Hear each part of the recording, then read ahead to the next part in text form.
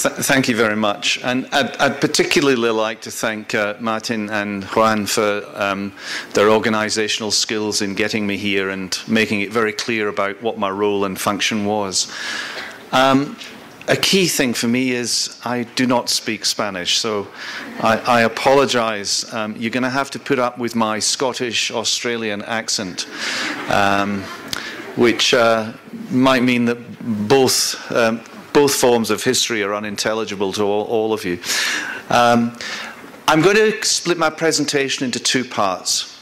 The first part is to look at the issue of what I think are key elements, key influences on drug use and drug-related problems and what the implications might be for how we might want to intervene. The second part is actually going to focus on the question of how do we, as researchers, how do we better influence policy? Now, obviously, with my background, I'm going to talk about alcohol and drugs, but I think it's an approach that has relevance outside of alcohol and drugs. And I speak as someone who has spent a large part of his life working in academic settings, but also a significant part of his life working at senior level in government. So I've seen it from both sides. So just to start the first part, this is where I live, Western Australia, which is about as far away as you can get from Colombia. It's currently 10:10 at night, so if I fall asleep during my own presentation, I'm sure you'll forgive me. Western Australia is famous as the most isolated city in the world. The nearest next city is 4.5 hours flight away, so just to give some perspective on how isolated it is. So I'm going to make a number of points.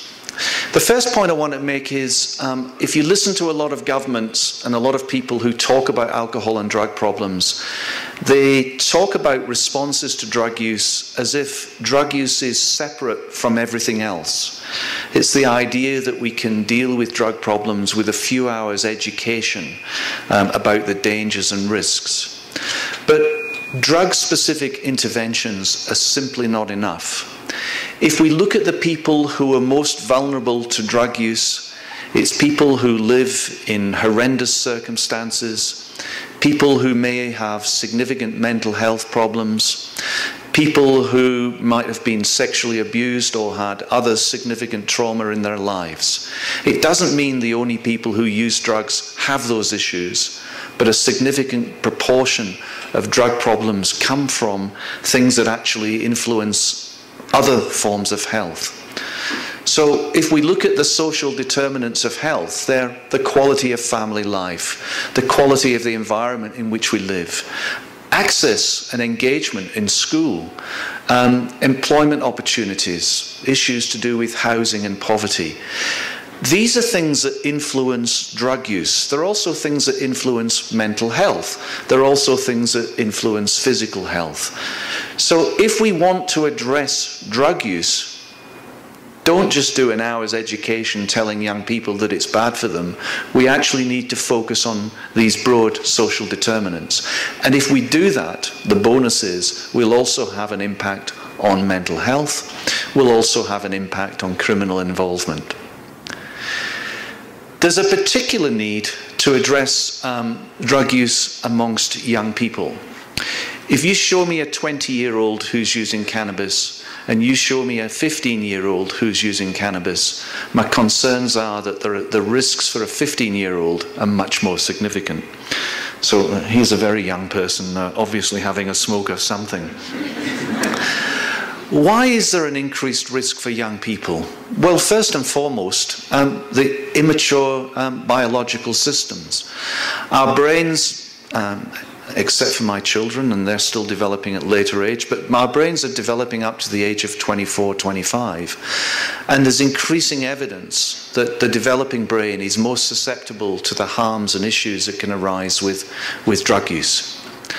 Young people are generally smaller than adults. So the same amount of alcohol can have a significantly more severe impact than adults drinking. But also, young people are more prone to exploitation if they're intoxicated on illicit drugs or alcohol. And we know that there's increasing evidence, particularly in relation to cannabis, that if young people start using cannabis or drinking heavily at age 15, 16, they're much less likely to complete school. They're much less likely to go on to university. And of course, then they have many fewer opportunities. And that in turn can contribute to poorer quality life and further drug use. And there's very good evidence that young people who get enmeshed in drug use are much more likely to be dependent later on in life, much more likely to have severe problems with other drugs, and much more likely to have poor educational, poor physical health, poorer mental health, and increased risk of criminal involvement.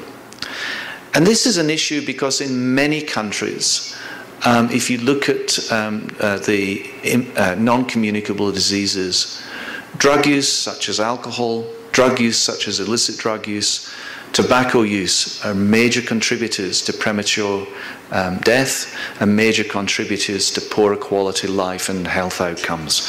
So I might look at the world through alcohol and drug tinted glasses, but if we fail to address the risks of drug use, we're failing to provide quality life for the whole population, but particularly for young people. If you ask a lot of people, why do people use drugs? Everybody's got their pet theories. This is why I drink. And even though my children are now a lot older than this, they sometimes cause me to reach for a tin of beer on a Friday night. But of course, that's not the only reason. If we ask, why do you drink coffee?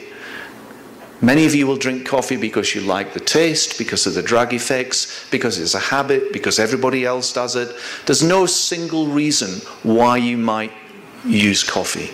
And similarly, there's no single reason why people might use drugs. And therefore, anybody who tells you the one response to drug use is to make tougher penalties, or the one response to illegal drug use is to have a legalization, or the one response to is not understanding the multifaceted influences on drug use. So one good model or one good approach to understand drug use and to direct our responses is to look at a risk and protective approach, which is not unique to drug use. It's something that's used in other areas of healthcare. So if you look at the risk factors, there are many risk factors that influence whether or not someone develops an alcohol or drug problem. Clearly, there are genetic characteristics and vulnerabilities. Some people seem to be more vulnerable to the influences of drug use. They're more likely to use, more likely to get enmeshed, and more likely to stay enmeshed. There's some people who are sensation-seeking or who have poor problem-solving capabilities. Young people with conduct disorders are much more at risk. Young people who have ADHD that's not effectively treated. By the way, if you effectively treat ADHD, you actually reduce the risk of drug use to the same as the rest of the population. And fetal exposure to alcohol use is clearly a risk factor for a whole range of problems, but also downstream alcohol and drug problems too.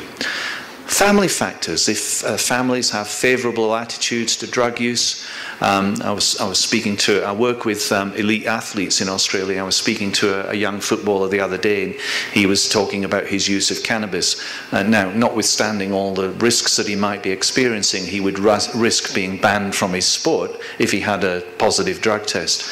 But his argument was that surely it was all right because his dad had introduced him to it when he was 16.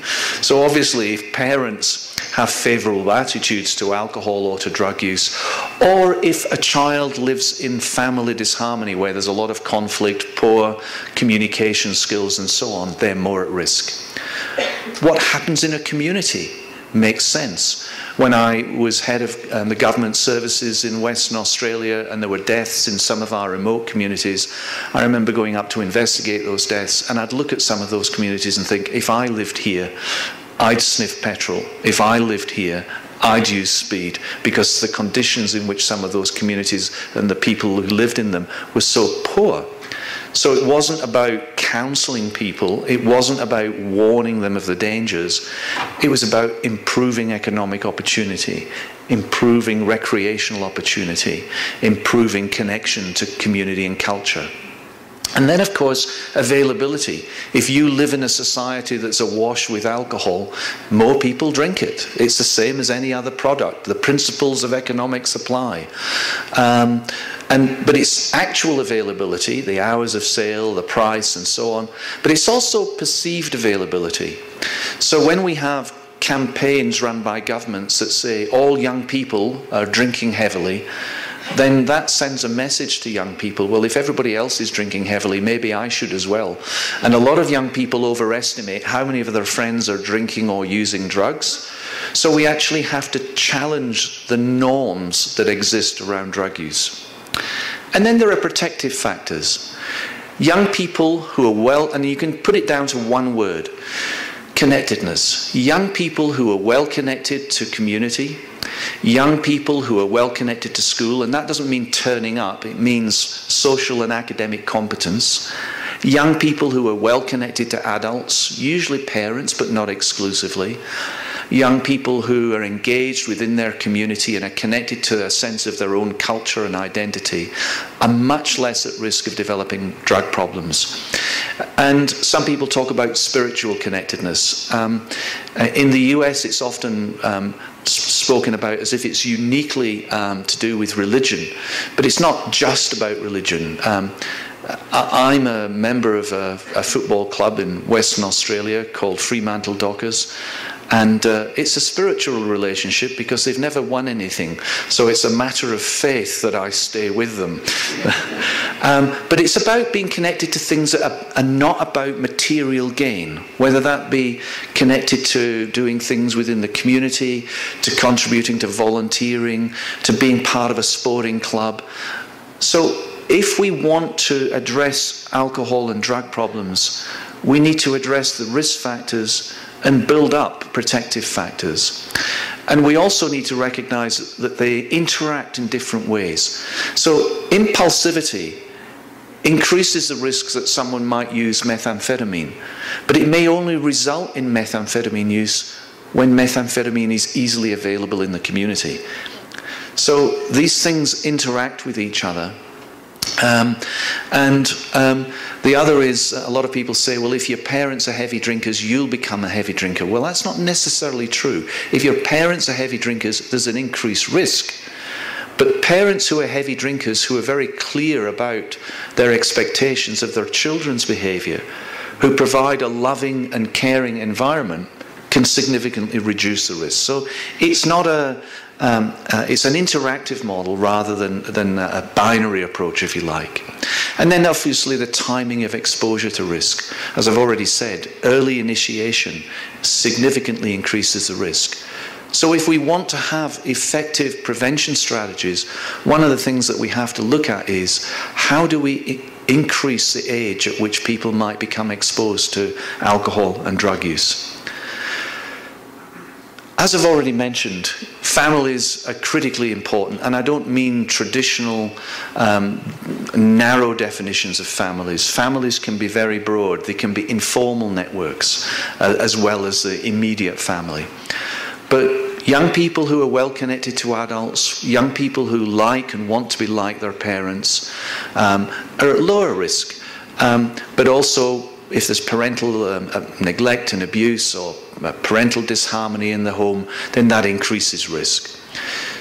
So a lot of parents will say to me, but once they get to 15, 16, our influence is over. It's all about peer influence. Well, peer influence is important, but we shouldn't underestimate the way in which parents can influence who the peers are. So there's very good evidence that parental supervision, knowing where your children are, knowing who they're with, communicating your expectations can significantly reduce risk. But we also need to avoid excessive authoritarian rules or excessive permissiveness. In my country now, a lot of parents buy 16-year-olds alcohol because they think that that's a good way of being their mate. And one of the things we actually say is, well, you're not their mate, you're their parent. And when parents buy alcohol for children, we find those children tend to drink much more alcohol, because they drink the free alcohol they got from their parents, and then they go and buy more. So internationally, in the US, in Europe, in a number of South American countries, in Australia, it's becoming increasingly apparent that effective interventions mean we actually have to ensure that we address the needs of the family and parents. So we need to reduce risk factors, develop protective factors, and prevent and delay onset of use and heavy use. If somebody gets into a problem with drugs, we also have magicians who tell us that they've got the answer. And again, if it was that easy, we wouldn't be standing here talking about the challenges of responding to drug problems. The fact of the matter is, the majority of people who get into problematic drug use do eventually give it up. Sometimes without treatment, sometimes in spite of the treatment that they get, and sometimes with the help of treatment. So in order to understand how to help people, we need to understand the process that people go through when they make that change. Sometimes when I'm running workshops with clinicians, I say, why do people give up and why do they stay stopped? And after doing this for 34 years, which is another way of saying I'm very old, I've yet to see treatment providers mention treatment as one of the reasons. And if you ask clients, people who've had drug problems, who've given up, why did they give up? They very rarely mention treatment either, which is interesting. It doesn't mean treatment's not important, but it means other things are very important. So what seems to happen is, for some people, it's a sudden revelation that it's not worth it anymore. They're found at the bottom of their stairs by their children, covered in vomit. They are arrested by the police. Their partner leaves them. The judge says, one more time and you go to jail. But Mark Twain once said, giving up is easy. I've done it thousands of times. It's not just giving up. It's to ask the question, well, how do people stay stopped? And when you ask people who stay stopped, they don't mention treatment. They say, I got married. I had children. I got a new job. Their life improves. I found God. I took up running. Something happens that makes them say, I need to change. And then they have the opportunity to change. A colleague of mine who's now passed away, he described this in a really useful way. He said, drug dependence is like ropes over a cliff. If you've got 6 ropes, and you're hanging off 6 ropes over a cliff, and somebody tries to cut one of those ropes, you might be uncomfortable, but you have 5 more. If you've only got 1 rope, and somebody tries to cut it, you hang on to it for dear life. And then he said, well, imagine somebody who's got a problem with heroin. They're dependent on heroin, but they've got 5 other ropes. They've got a supportive family, they've got a recreational interest, they've got a job, they've got spiritual connectedness. So if you try and cut the dependence rope on heroin, they're uncomfortable, but they've got 5 more ropes. But if somebody's no job, no family, no house, no recreational interest, all they have is the dependence on heroin, and you try to cut that dependence on heroin, they're going to hang on to it for dear life. And so he said, we need to change how we think about what we do. Instead of trying to cut the rope, we should be throwing ropes over the cliff. So if we want to make a difference to people who've got drug problems, it's about housing, it's about relationships, it's about jobs, it's about spiritual well-being. And yet most of our political effort and resource goes into stopping people doing it rather than improving the quality of people's lives. So and what you find is that those who do well often have supportive families, they have nurturing friends, they have a sense of belonging in the straight life once they give up. So that tells us that we can't confine what we do to the clinic. I once said, treatment is the pimple on the whale's bum of recovery. What I mean by that is treatment is a very small part of what we do. So I like this this sign, there is life after substance use, it's just not fun. And this is a challenge that we're faced with in treatment, is when people use drugs, it makes them feel better. It helps them cope with intolerable circumstances. It helps them feel part of a group, or whatever it is. And when people give up drug use, their life doesn't improve dramatically overnight. Their family might still be suspicious of them. The police may still harass them. They may still find it difficult to get a job. So if you give up heroin and your life is still horrible, you might as well go back to using heroin. So what that means is we actually need to help improve the quality of people's life. It's about making people happy. And of course, what makes people happy is different for different people. You might think walking in the mountains is the best thing to do. Other people might think that's the worst thing to do. You might think making paper aeroplanes is the best thing to do. You might think Jesus is the best thing to do. What we have to recognize is we've got to find out what's subjectively meaningful for different people. So here's a couple of help models that have helped me understand my work in drug use. They're not religions, they're not the meaning of life, they're just ways to help me think about drug use. So drug use and drug effects are related to different patterns of drug use. I'll give some illustrations. So the first issue is to do with problems of intoxication. So I may never have drunk alcohol before in my life, but if I go out tonight and drink 12 beers, any number of severe consequences can arise. I'm not an alcoholic, I'm not a severe chronic problem drinker, but because of that pattern of drug use, I can end up with severe consequences. Now, the point I'm trying to make here is that some of our language defeats our ability to help people think of themselves at risk. We talk about alcoholics, we talk about drug dependence, we talk about addiction. I'm not going to ask you to put your hands up, but imagine putting your hand up. If I said to you, how many of you abuse alcohol? I suspect most people would not think of putting their hands up. But if I said to you, don't put your hand up, how many of you have driven a car when maybe you shouldn't have?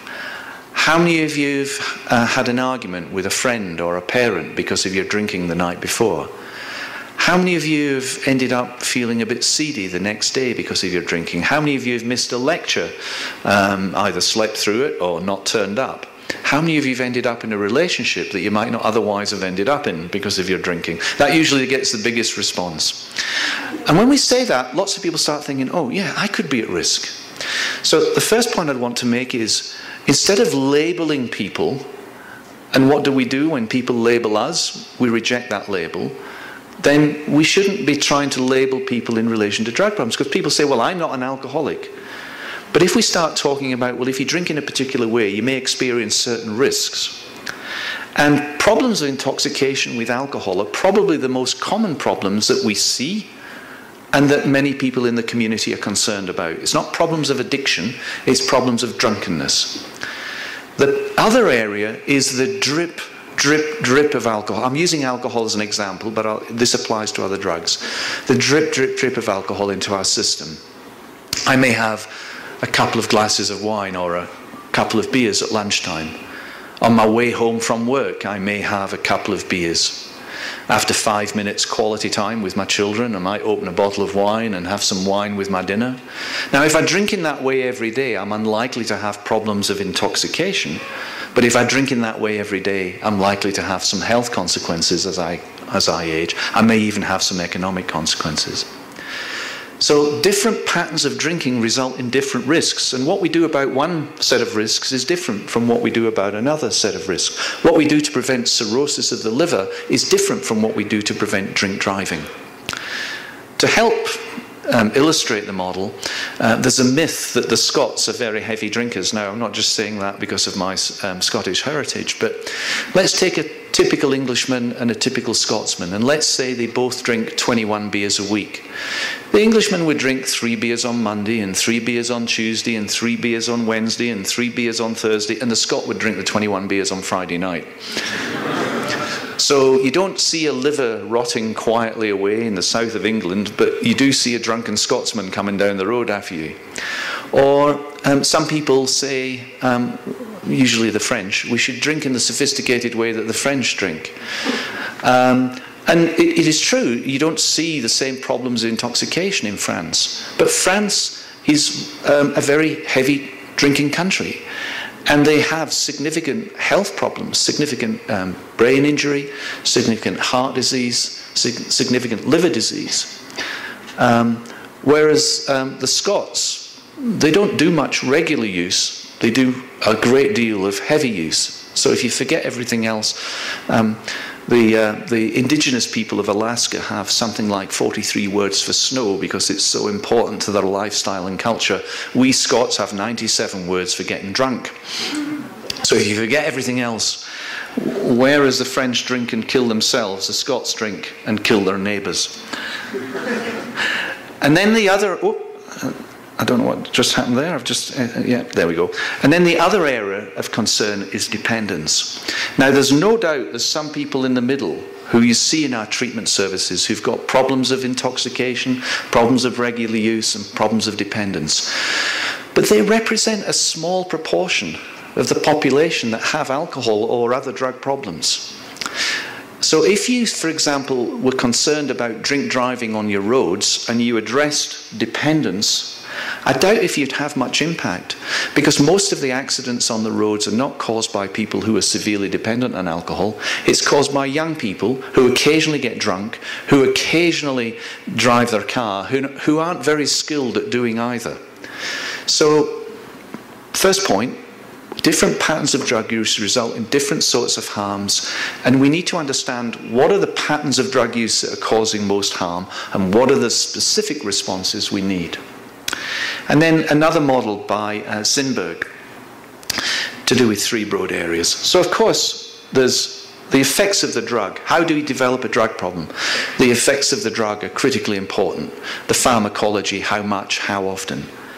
But we know, for example, with alcohol, there are differences between men and women. A man drinking the same amount as a woman, the woman will end up with a higher blood alcohol level and greater risk that eventuates from that. So it's simply a matter of body size. Most men are bigger than most women. You will know some women who can drink more than men. That's because they've had more practice. But it doesn't mean that they're biologically lower risk. They're biologically higher risk. So what I'm saying there is there are also things to do with the person. Their health, their age, their sex. Somebody who's perfectly healthy drinking 4 or 5 beers is a very different risk from somebody who's not very healthy. And then, of course, the context where people do their drinking. So to use an illustration, if somebody was living in Australia, if somebody was drinking 2 or 3 beers 2 or 3 times a week, and that's all we knew, we might not be concerned.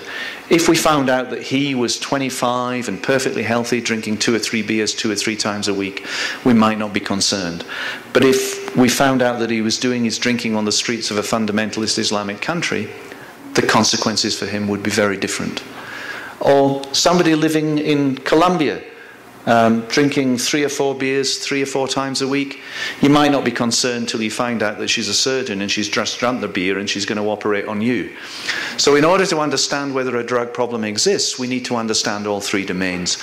And then we need to work on all 3 domains.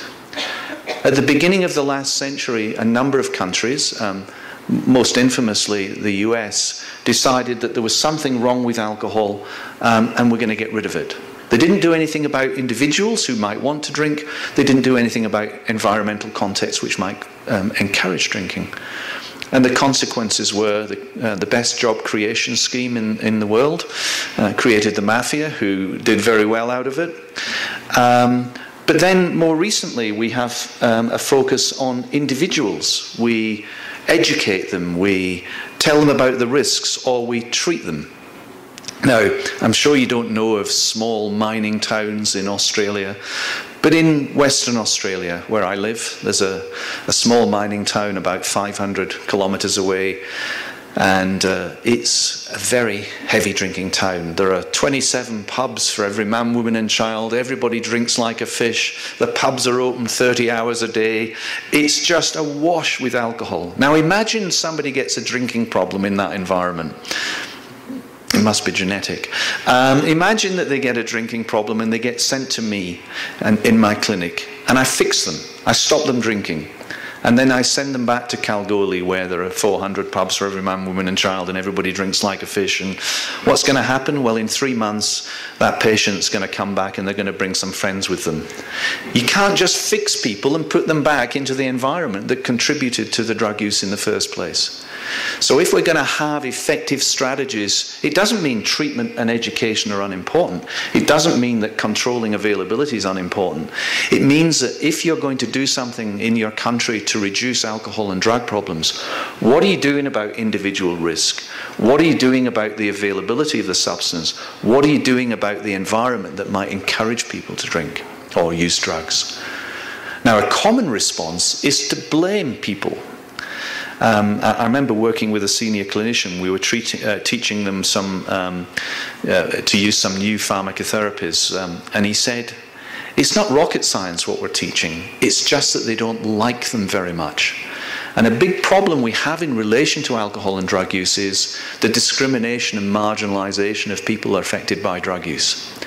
Now, it is appropriate to discriminate and marginalise people affected by drug use if we do the same for everybody else. If people who get heart disease because they haven't eaten properly or haven't exercised properly, people who get lung disease because they've been smoking, people who don't exercise enough, we all have responsibility for our own health, but we shouldn't single out drug users to be less deserving of respect and dignity. After all, it's somebody's mother, somebody's daughter, somebody's friend, somebody's father, somebody's brother, not a junkie. And the importance, therefore, is that we begin to develop systems of care that treat people with dignity. In my country, about 70% of the women who end up in drug treatment services have been sexually abused. Are we serious when we're talking about punishing them more? Because their drug use is intimately tied up with the sexual abuse and the trauma that they've experienced. So again, what are we doing about these three domains? And then one final model from a guy called Harold Holder in the US, and I really like this model. He talks about the different influences on alcohol problems. So there are individual factors, your drinking practices, your life skills, but there are things that happen in the place that you're drinking, the way in which alcohol is served and provided, what happens in terms of your family, what happens in terms of the community, the values and norms, and then of course the legal and cultural, what state and federal policy and international laws might do.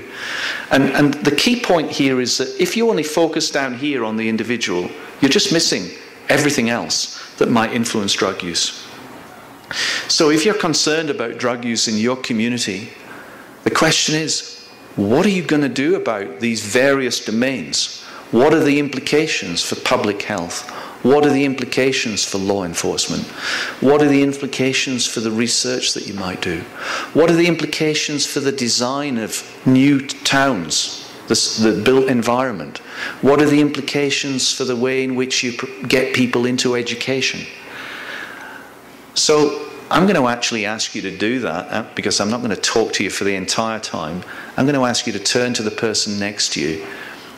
What are the implications of what I've just said for good drug policy and practice in your country?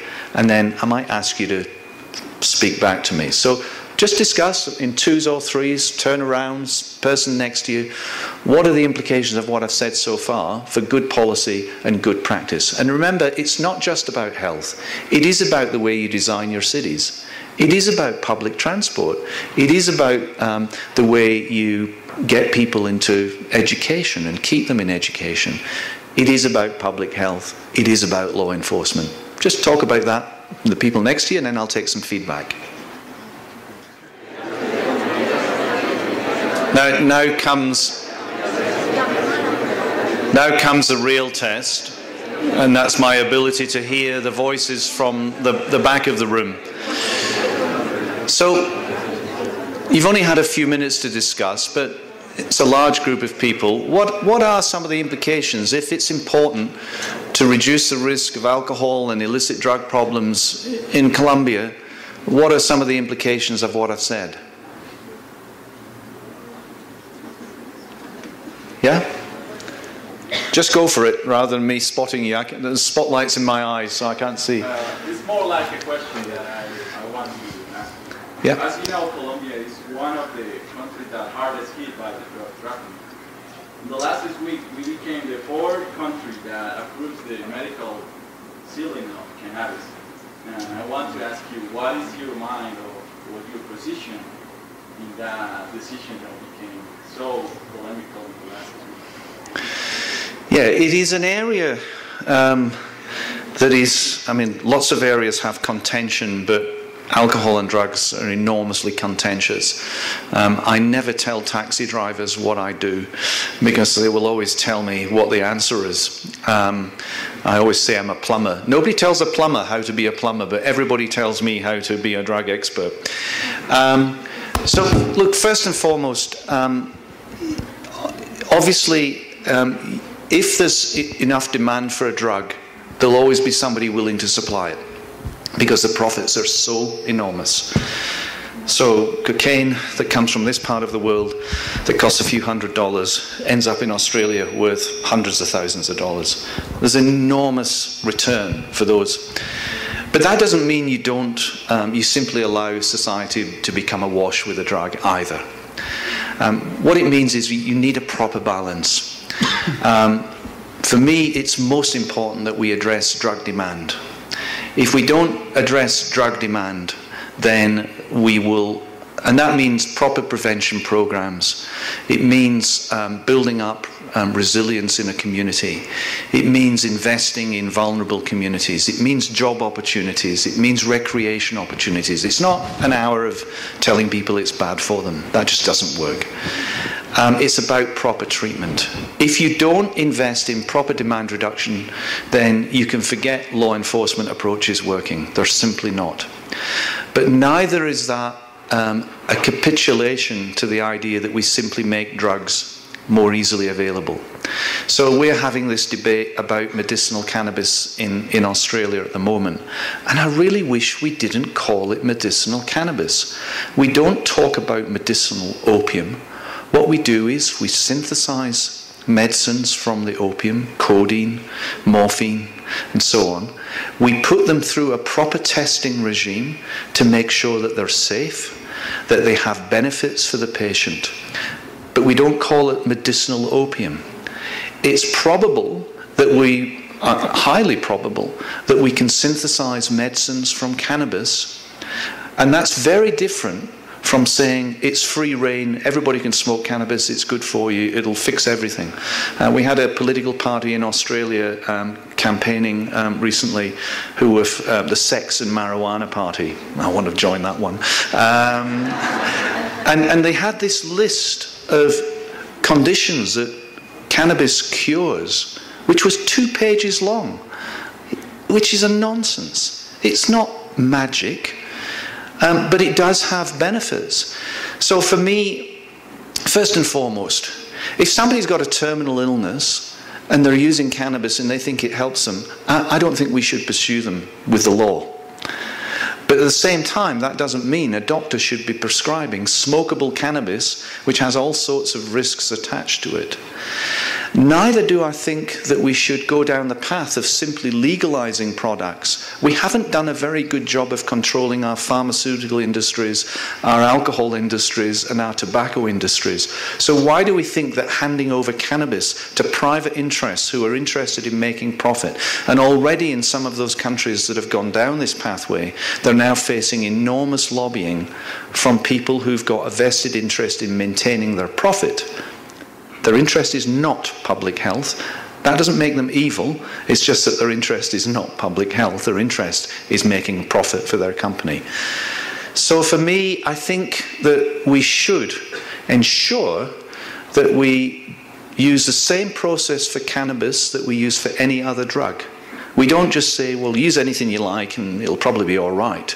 We actually require that people test their drugs to ensure that they do what they say they do, and to ensure that they're safe, and to minimize any risks that may occur. Same principle applies to me. So let's synthesize medicines from cannabis. Let's make sure they're safe and work. Let's not pursue somebody who's got a terminal illness and they find that it might help them. But that's not the same as saying, well, let everybody do whatever they want, because we might as well just pack up and go home. Because, you know, where do you draw the line on that? These principles and practices are in place to protect us. I also think that any changes we make to the law in relation to drug use should be small changes, stepwise, evaluate them and move on. A leap into the dark is the wrong thing to do, because if you make these substances suddenly very easily available to anyone, you can't go back. In my country and in many countries, governments legalized poker machines, gambling machines, you know, in, for example, South Australia, the government there, 20% of their revenue comes from the tax on poker machines, even though it's causing enormous problems. Even though when they started in the poorer suburbs, food consumption went down by 20% when they legalized these machines. It's very hard for the government to go back. So I think that we should make changes. Principles for me. Drug problems are a public health issue, they're not a criminal issue. So the first response to somebody who has small amounts for personal use, the response should be a health response. Assess their health needs, provide treatment if they need it, provide access to support if they need it. If people are under 18, assume, even if they've been caught once, that they need support and help, that they get a priority. But that is not the same as saying we should legalize it. And then we should make small changes, and we should ensure that those changes are evaluated before we take the next step. And in terms of the claims about medicinal use, we should be talking about medicines that are synthesized from cannabis, not talking about medicinal cannabis, because it confuses people in the community. Does that make sense? There's somebody at the back. Yeah. Yeah. Professor, I have some questions that related to the question that you have over there. We were discussing with my partner about the importance to educate families, because here in Colombia we have a lot of problems with drug dealers, well, in general with drugs and alcohol, but social class is not just the problem. I mean, we have other issues here, no matter if you belong to a rich or low level class. But what I have seen, because I have been working different places with different populations, is the families are not making the roles that we used to see in the past. So we need that parents work together with children, accompany them. Sometimes that situation is difficult here because of this world. You know, parents are worried for working, and so children are growing up alone. And so after that, many problems are coming here. So here we have a lot of problems with teenagers because they are growing up alone. And you cannot oblige them to go to different centers to check this prevention, treatments, and so on. So how do you think what can we do here in Colombia with all these teenagers, with the lack of a company of parents for them? Australia is very different from here. Here we need more social support. And in terms of time, how long do you think we can raise and we can help teenagers to avoid the consume of drugs and alcohol? Yeah. Australia is no different. I think one of the bigger contributors to a whole range of issues with young people has been the increasing pressure on both parents to work. They sometimes call it latchkey kids who come from school and let themselves into the home because both parents are working. And a whole range of things contribute to that. But I think we have children who are growing up in increasing isolation from adults, whether that be adults in their village, their broad community, or whether that be children who are isolated from their families. And I think we have to start looking at this. I don't have an answer to this other than to say I think that we need to invest in social support that allows parents to be home more often, that we build up community support that is more readily available for children. And so, for example, there's arguments going on in many countries about providing paid parental leave. And sometimes this is seen as a rort, an undeserved reward. But it's actually an investment in the mental health and well-being of our whole community, of our children in particular, but of our whole community. So in some countries now, particularly in Northern Europe, they have much more flexible working hours, they have much more child-friendly workplaces, they have workplaces that allow parents to go and be with their children. Where I work, we now have leave that allows, if my child is unwell or is needing my support, I can take personal leave, paid personal leave to support them. I think we have to invest much more in that and not see it as a government or a workplace expense, but see it as an investment in community well-being and in the economic wealth of the country. If we don't do that, we'll continue to develop more and more problems. And the problem is, if we simply say, well, let's run some programs for parents, of course the problem there is the parents who turn up to those programs are not the parents who you're worried about. So we actually have to start thinking of ways in which we engage much more effectively with vulnerable families. If you ask teachers, they'll be able to tell you which children are at particular risk.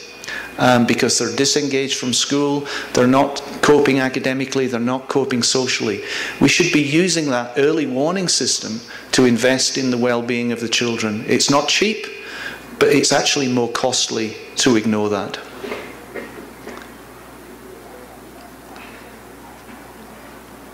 I should say I should only take a couple more questions because I'm only halfway through.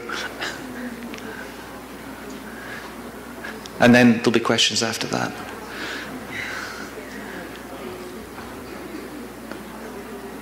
Has somebody got a microphone?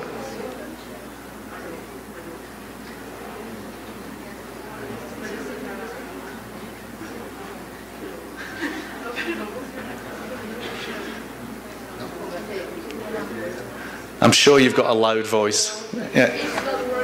Okay. Hello? Yeah, sorry. So I can sit down.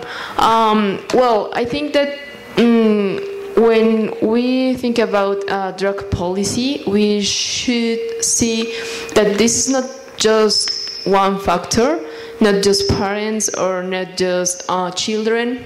I think we have to see the whole problem wider in more systemic way. We have to evaluate that if children have this problem, it's not just because they like drugs, it's more because they see in their family violence, and in their community also and their peers do the same. So I think that drug policy should stop thinking that the problem is just about the kid and it's like this life and dislike, for the drugs. Yeah. Rather to try to do something that can affect all the conditions that are related to drugs. And that's it. I absolutely agree. If you try and inoculate young people and say, so it's a young, if we want to change what happens to young people, we actually need to change what we do. We reach for a pill every time we've got a headache. We reach for a pill for this. We relax by drinking.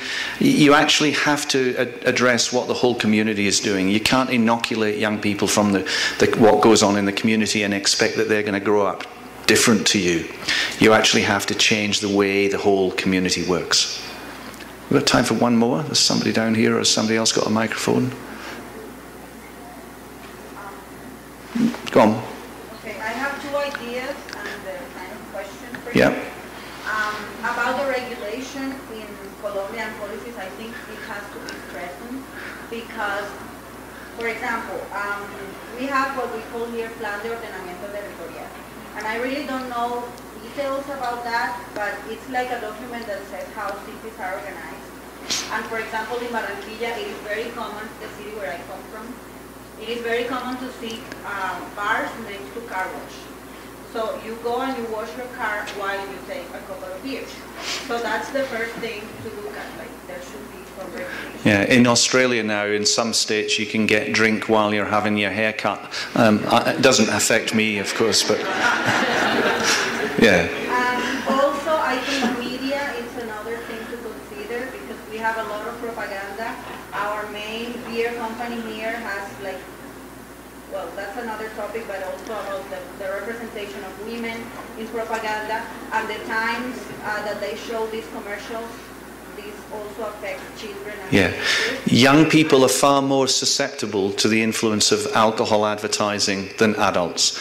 So young people should not be exposed to alcohol advertising. It's not only the commercials, but also the content. Like for example, in Barranquilla on the radio, it is very common to hear things like, today is beer Thursday, and we call it Jueves. Yeah. It's a combination of and Friday.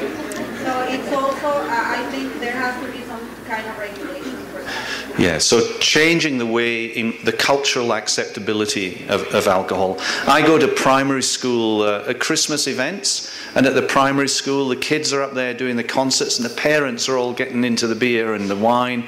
And you think, is this necessary, a primary school event? So we actually need to, alcohol is a drug. We need to treat it with respect. It's not an ordinary product. It's not an ordinary commodity. So we need to treat it a bit differently. Yeah, and my question, just to finish, is how to find a balance between people's autonomy and freedom and regulation. Because, for example, I was thinking about workplace, and again, in Barranquilla, we celebrate everything. And how do you regulate workplace? I mean, people are free to drink and and that is the nature of drug policy. It's a difficult balance in the tension between the right of the individual to do what they want with their body, but at the same time, the right of everybody else to be safe. So for me, it's not about whether you drink, it's about whether your drinking puts my safety at risk. It's about whether your drinking results in Australia on a Friday night, our emergency departments, 80% of the people in the emergency departments are there because of alcohol. That's not a right. When somebody with a heart condition can't get in because people are so intoxicated that there's not enough room. So it is, and I don't have the answer to that. I think that's something about, we have to engage much more effectively with the community about how do we get the proper balance. I'm going to move on to the policy, which that question, if there are other questions, we maybe take them on. So this is my experience as someone who's worked advising governments and actually been a government bureaucrat.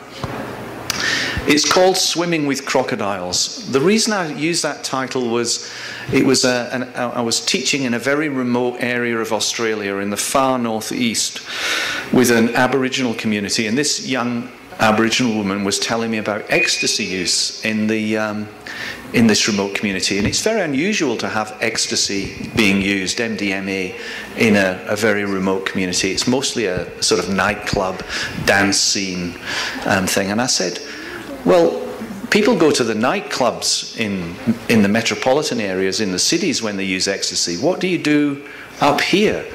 And she says, oh, they use ecstasy and then they go swimming with the crocodiles and trying to cuddle them. And I thought, that's a different drug problem that I've never heard of. So I thought, I'm going to steal that for my title. But you'll see why in a second. So a lot of us, and while I'm talking about drugs, I think this can apply to other areas of policy. There's a tension between people who think that researchers should do research and they don't have any role in policy, and researchers who think that the politicians don't listen enough to their good research and it doesn't influence policy enough. And some good examples of that. Lomas mentioned in 1997 that it took 100 years for the British Navy to start allowing fruit. After 100 years after they found out that scurvy was caused by lack of fresh fruit, it took 100 years before they changed policy.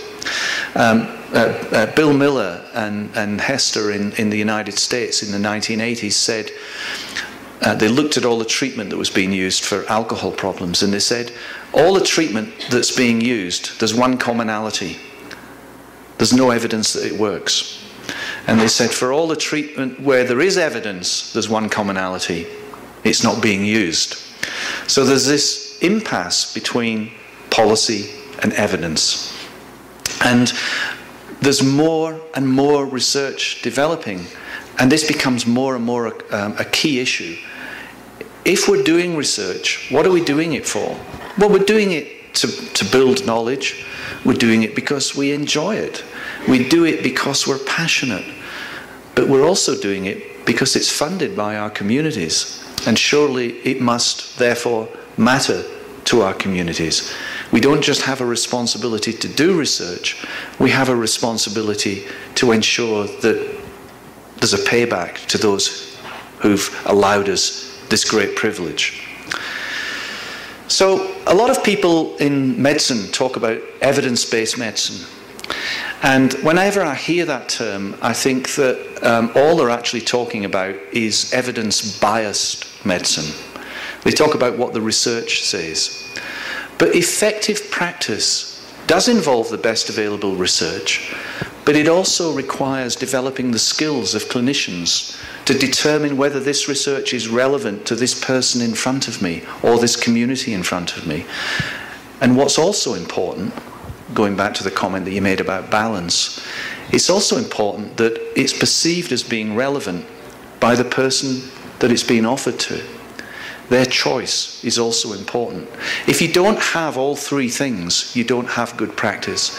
Now, this was best demonstrated to me when there was a Cochrane review. Now, Cochrane review is the highest level of evidence in the health arena. It's about what meta-analyses of randomized controlled trials tell us.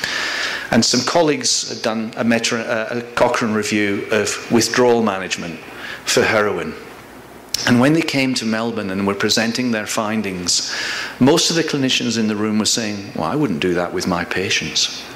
And I thought, why is there this mismatch between what the science says and what the clinicians are saying? And one of the reasons was the randomized controlled trials excluded people under the age of 18 and over the age of 60.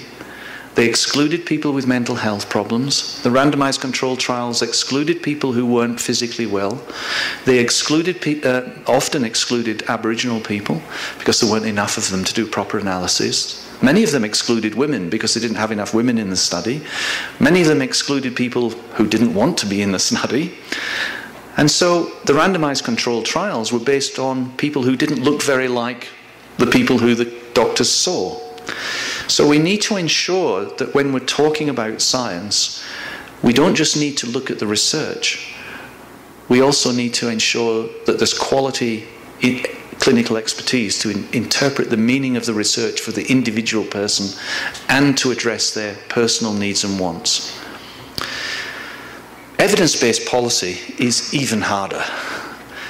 Most reviews say that they don't fit together. I love this one from Black. Many researchers are politically naive. They have a poor understanding of how policy is made and have unrealistic expectations about what research can achieve.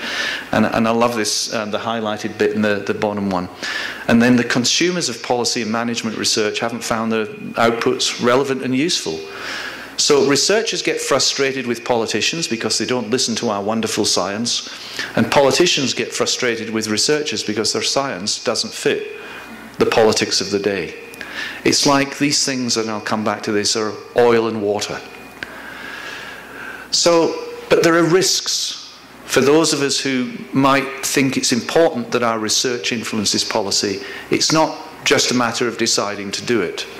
And here's an example of the risks. This is the crocodile. You might not be able to read it, but it says that the crocodile's seen his psychiatrist, and it says, you know those tiny little birds that walk around so trustingly inside a crocodile's mouth? Well, I've just been eating those little guys like popcorn. And it's a bit like that for researchers who sometimes go into the political world. You go in thinking, armed with your science and your randomized control trial and your large sample and your rigor, and you expect that to be persuasion enough. And many people feel that they've just been chewed up by a crocodile when they come out from a meeting with a minister. And your minister is very different. So policy and evidence don't always coincide. And again, another example, these are, again, you probably can't read these at the back, so it's a bunch of worms talking to each other at a party. And it says, you've got to check this out, Stuart. Vinny's over on the couch putting the moves on Zelda. He's talking to the wrong end.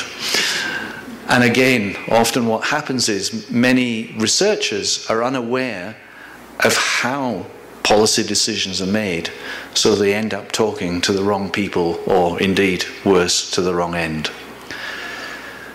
So policy and the evidence don't coincide. I've already said there's a big gap between a lot of the treatment that's commonly delivered and the evidence.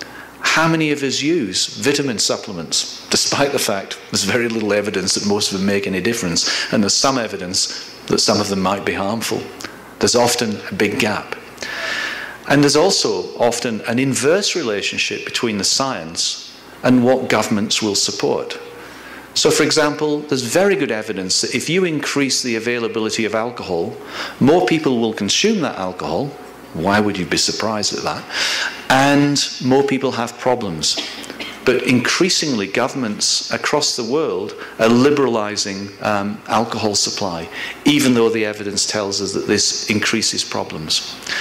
So I remember sitting with a bunch of politicians at a forum like this a couple of years ago, and they had all the different parties, the Greens, the Labour, the Nationals, the Liberals, the Conservatives, all the health spokespeople, and they said, what should we do about tobacco? And they all said, oh, we should reduce availability. And they said, what should we do about illicit drugs? And they said, oh, we should reduce availability. And they said, what should we do about alcohol? And they said, oh, we should educate people how to use it sensibly. Very different approach, despite the evidence. So, although those of us who work in science, the treatment providers, the prevention people, might actively seek out evidence, policymakers don't seek out evidence. In fact, sometimes they actively avoid it. They don't want evidence that contradicts the policy decision that they've made. So we might think that evidence is the most important thing in life, but many politicians are influenced much more by party politics, by what the public think, by political deals, by policy history, and by the timing of policy decisions. So, for example, in Australia, some of my colleagues have done research showing that 70% of the population support marriage equality. But the politicians aren't worried about the 70% who support marriage equality. They're worried about the 30% who don't support it, because they can change the outcome of an election. So don't think that the numbers are necessarily on your side when it comes to politics. Some people say that researchers have no business in policy, but other researchers say, well, if we don't get involved, who will? So Sir Richard Doll was the researcher who has done most for reducing tobacco-related deaths in the world. He was a researcher who said, if I don't get involved in influencing policy, no one else will. And he put a lot of effort into changing the way in which governments responded around the world to tobacco. So some people think the risks are too great. Just stay in the university, do your research, get your publications, and don't put yourself at risk by talking to a politician. And as I said, the problem for us is that they're like oil and water. Our research is about evidence. It's about fidelity. It's about the rigor of our methodology. It's about logical argument. Politics is about the next election, perceptions, bargains, and timing. They're different, and we need to recognize that difference. The other problem is that if we alter one part of the system, that puts pressure on another part of the system. And bureaucrats don't like change. And as someone who was a bureaucrat for many years, I can say that's absolutely true. I want a quiet life. I don't want to spend up to midnight trying to change laws because you've put pressure on my minister to do so. And then the other problem we have, that for every research finding, there's an anecdote that disputes it. So I was involved, as I'll talk about in a few minutes, briefing my government on changes to cannabis law. And I remember, and as a legal counsel said, Steve, that was the best evidence-based argument that I've ever heard. And after 45 minutes of the best evidence that I could provide, this particular politician said, well, yeah, that's all very well, but I think we should hang more of them. I knew someone once who. And so his anecdote was more powerful than all the evidence that I could muster. So maybe we need to combat those anecdotes with anecdotes of our own. There's a researcher from the US called Ralph Hinkson who's done a lot of work on drink driving, amongst other things. And one of the things that I was really impressed with Ralph was when he did his scientific presentations, he would say, I'm going to dedicate this section of my presentation to John Smith, who was a 9-year-old boy going home with his mum and dad when a drunk driver came through a red traffic light and killed the whole family. And it was really powerful, the way he brought his evidence into some humanity. So if we're wanting to influence politicians, remember that numbers, the rigor of your methodology, the strength of the analysis you've done, the wonderful lines that you've drawn for your modeling might not cut it, but a story of a person, the humanity of what we do, is critically important. We also need to choose the right language. So if we talk about drug addicts, if we talk about drug abuse, as I gave you an illustration, it removes the sense that we're at risk. It makes it someone else's problem. It marginalizes people. So in the drug area, if you use language that marginalizes people, that labels people, you're actually contributing to poor policy by doing that. So the choice of, and I'll give you an illustration, the choice of words, not logic or evidence, change something that happened that I was involved in. I'll talk about that in a little while. So there's a discipline, an art, a science of policy. And if we want to influence policy, we don't just need to know about engineering. We don't just need to know about health. We don't just need to know about law enforcement. We need to know how best to influence policy. Or we need to align ourselves with people who know about policy. So for example, in Australia, if I stand up and say we need to be concerned about alcohol problems, that it's too easily available, the government and the community, the newspapers, will dismiss me and say, you're just a prohibitionist. You would say that. But when the Cancer Council, when the Heart Foundation, when the Kidney Foundation, when the head of the College of Surgeons, when the directors of emergency departments, when the commissioners of police say that, it's much harder to dismiss them. So you need to start looking for alignments to help influence policy. I'm not going to go into this in any detail, but there are very many models of policy change. I particularly like Kingdon's model of policy change. And what he says, don't worry about looking at that now. You will get copies of these, I think. What he says is, what happens is a government sees there's a problem. And it might be one incident. A child of 9, I'll give an illustration. In Australia, a young child had very severe epilepsy. They tried every possible treatment for her. Her parents and her grandparents in particular were very wealthy. The grandparents gave $35 million to research the impact of medicinal cannabis because in desperation they tried everything else. And they had access to the politicians. And that was why there was a change in government policy. That humanity, that access, that single case. So there was a problem, and then researchers were able to provide some alternative responses. So policy entrepreneurs need to invest quite a lot of resources to identify and help conceptualize problems and try to convince them to see problems their way. And we're influenced by things in the here and now.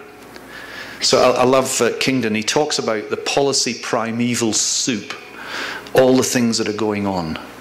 But if we want to have our research result in policy, then it needs to be perceived by politicians and the community as being possible, it's technically feasible. It needs to be congruent with community values and acceptable. It needs to be politically attractive. And it needs to be feasible within budgetary constraints. Let me give an illustration. I don't know your name, but you mentioned alcohol promotions. So if I try and control alcohol promotions in my country, I will be dismissed as a radical, as interfering in people's fun. But if I say it's inappropriate for children to be exposed to alcohol promotions, I'm much more likely to win that argument. Because the community are on side, it's seen as technically feasible. It's very hard for the alcohol industry to argue against that point of view. So how do you make your argument technically feasible, congruent with community values, and politically attractive is a key question.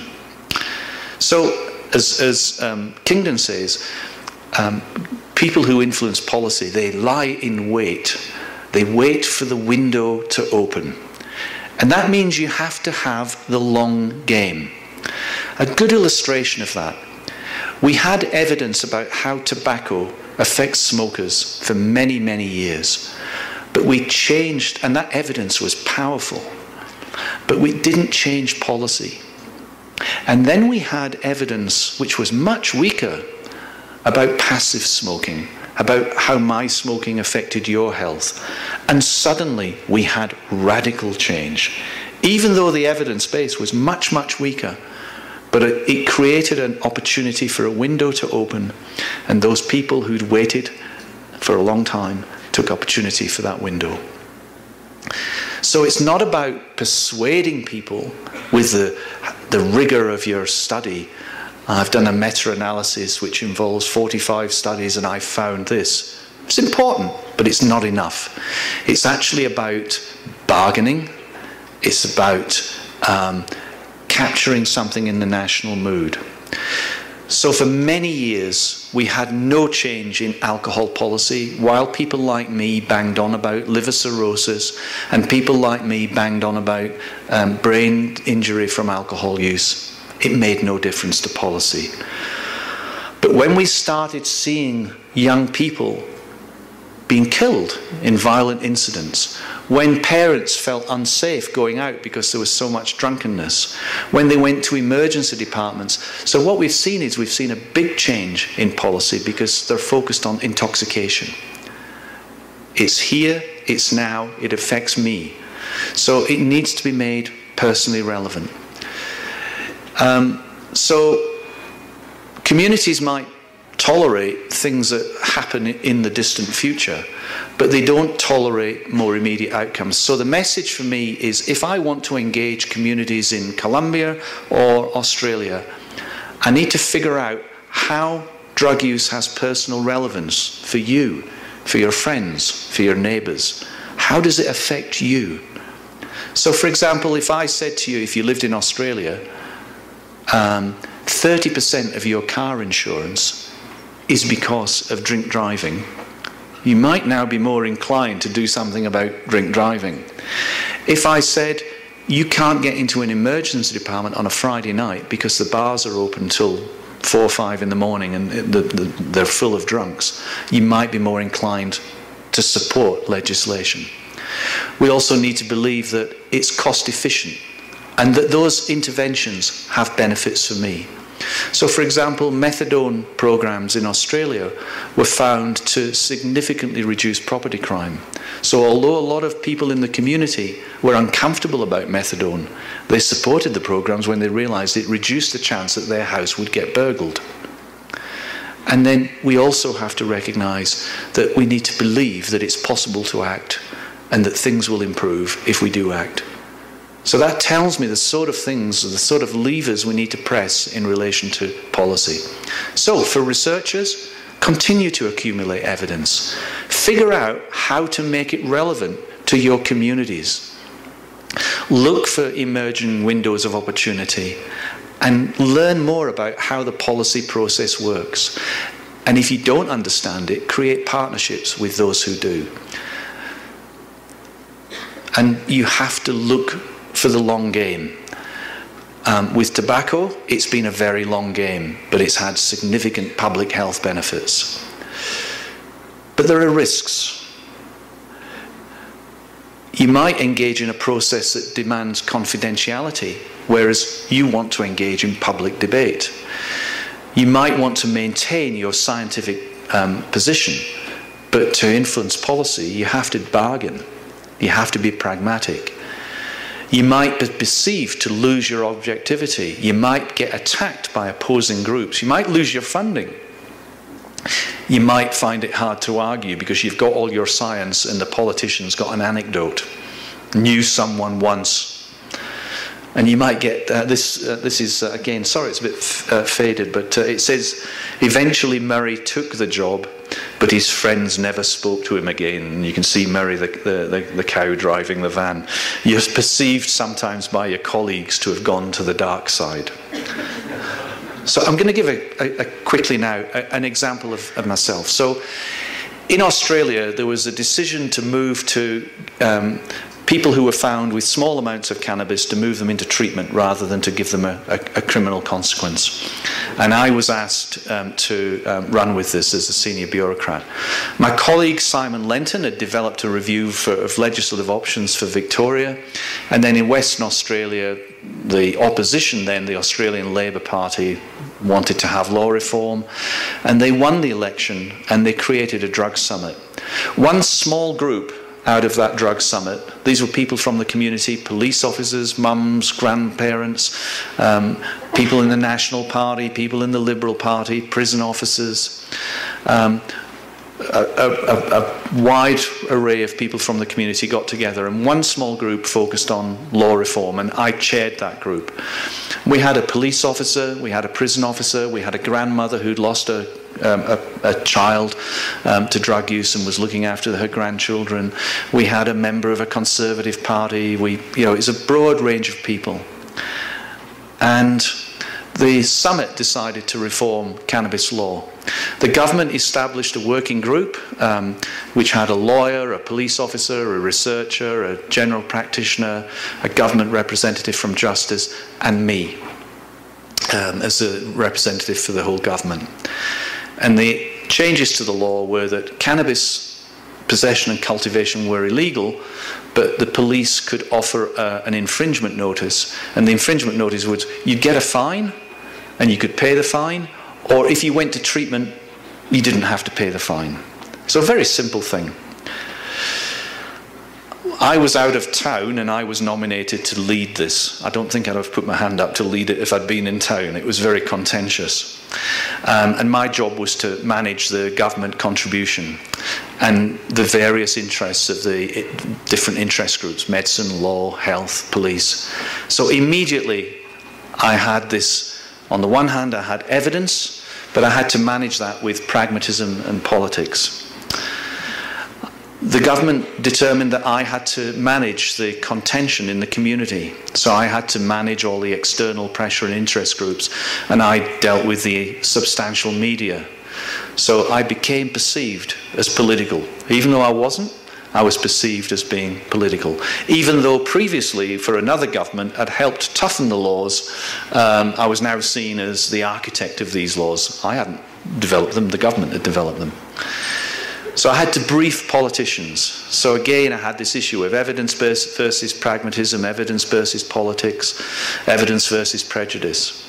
And I remember one politician, a leader of a political party, who privately said to me, "This law should have been brought in years ago. I personally support it, but because the government supports it, I'm going to oppose it." So he didn't even have the conviction of his own beliefs. It's political opportunity.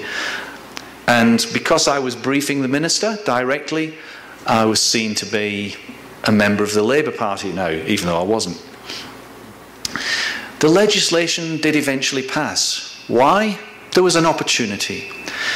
The research that was provided by someone who was seen as reliable and trusted and who understood policy development. He developed his research arguments in the context of policy. Personal relationships had been developed on both sides of Parliament. There was a lot of persistence, there was a lot of public support. 75% of the community supported this change. So what influenced the debate? What was interesting, in the drug summit in Parliament, when we talked about legalisation or decriminalisation, nobody would support it. But when somebody said, what about prohibition with civil penalties, which was exactly the same thing, the whole community supported it. So language made a huge difference to the message that was being sold. People saw it as being personally relevant, and the sources of information were seen as credible. But the problem was, we still had these personal models of drug use. Many members of the government and many members of the community thought we should punish drug users rather than treat them. You're not going to change laws if people think that drug users are bad people.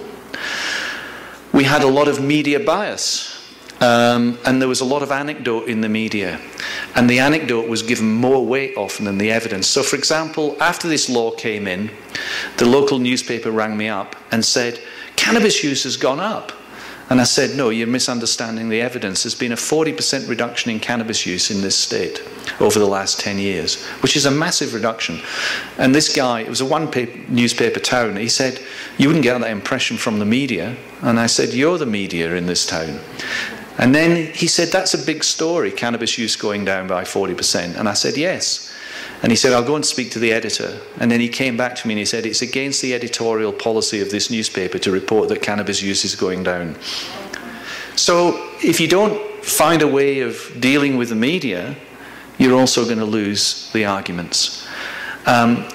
And then party politics, as I've already mentioned. I remember one politician during the debate gave an impassioned argument about why we should punish drug users and we shouldn't go down the path that was being advocated by the government.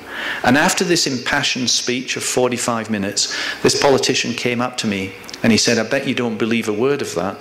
And I didn't reply because it's not my job to reply. And he said, "Well, I didn't." He was advocating a position which was totally contrary because he saw political opportunity. So it wasn't logic, it wasn't belief, it was political opportunity. So we then had all of these anecdotes, and I'm sure some of you have heard this. Cannabis is 30 times stronger than it used to be. Have people heard that argument? There's no evidence that that's true. We've no idea. Nobody's been systematically analysing the data. What that means is, I used to use cannabis, but I don't want you using cannabis because it's stronger. What's changed is not the strength of cannabis. What's changed is the frequency with which people use it. What's changed has been the age at which people start using it. So we need to start getting evidence out there to counter the anecdotes. And then the other problem was that people such as myself were cast as political manipulators. This was a cartoon that appeared in the newspaper one Saturday, and I just looked at it and I thought, oh God. And this is the government. So That's the Premier. I don't know why he's there, but that's the Premier and the Deputy Premier and the Police Minister and the medicine, and she was a GP who was also a minister. This was one of the ministers who liked to have a little drink of wine now and again. But you can see they're all sat round the table smoking out of a cannabis bong because they liberalised the cannabis laws. And I thought, oh God. And I was just turning the page. And if I put my glasses on, this might help you. I was just turning the page, and then my son said, Dad, isn't that you? And that's when I decided it was time to leave government and go and work in academia. So there is significant risk. We changed the law. We had a significant impact on the health and well-being of West Australians. But I was perceived as being a political manipulator. So it is not without risk. So to conclude, you have an important role in policy development, but you need to develop your skills and to recognise the risks. That means you need to continue to develop the evidence, to identify the relevance for the community, to understand the processes and create partnerships with those who can influence policy, understand what the risks are and manage those risks, and most importantly, persist. It takes time. Now, to end, if I've got time to end, have I got time to end? A couple more slides. What might the future hold? I think there are some new challenges coming our way. This is international, but I think it applies to Colombia as well. Thanks for listening to me for so long.